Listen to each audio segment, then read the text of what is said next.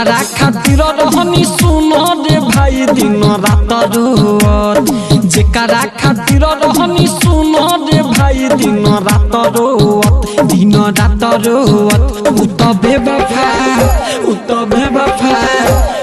बेवफा बारी दूसरा कोरा सोत उ तो बेवफा बारी दूसरा कोरा सोत उ तो बेवफा बारी दूसरा कोरा सोत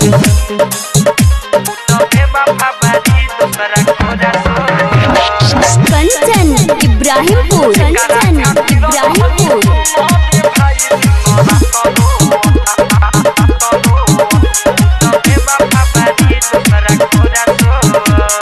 जिंदगी खत्म अब कइले बहम हो तोरा दिले बारी उ तो सब कसम हो जिंदगी खत्म अब कइले बहम हो तोरा दिले बारी उ तो सब कसम हो माने न दिला भाई अखिया हो रहिया बारोजे जो हर माने न दिला भाई अखिया हो रहिया बारोजे जो हत उ तो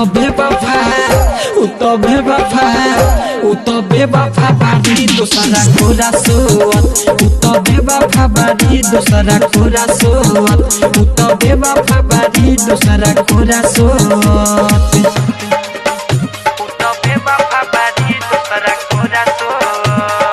presented by Unique Films. Kanchan Ibrahimpur हमर त कई देली सफा बराबादी रहे मजबूरी नहीं तब पहली शादी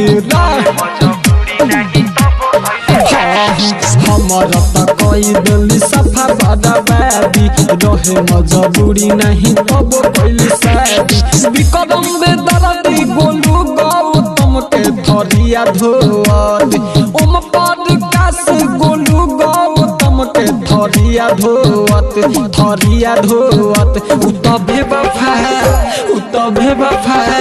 उ तो बेवफा बारी दूसरा कोरा सोत उ तो बेवफा बारी दूसरा कोरा सोत उ तो बेवफा बारी दूसरा कोरा सोत। रिकॉर्डिंग बाय बेदर्दी रिकॉर्डिंग स्टूडियो शिवहर।